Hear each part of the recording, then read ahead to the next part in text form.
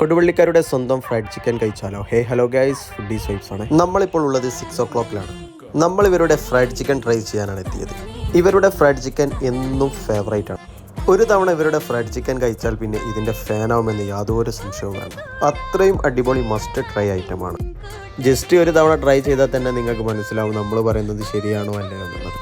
അതേപോലെ ഇവരുടെ ബട്ടർ ബന്നും ഒരു സ്പെഷ്യൽ ഐറ്റം തന്നെയാണ്. ഇവിടെ ഫ്രൈഡ് ചിക്കൻ മാത്രമല്ല കേട്ടോ, ഒരുപാട് തരം വെറൈറ്റി ഐറ്റംസും ഉണ്ട്.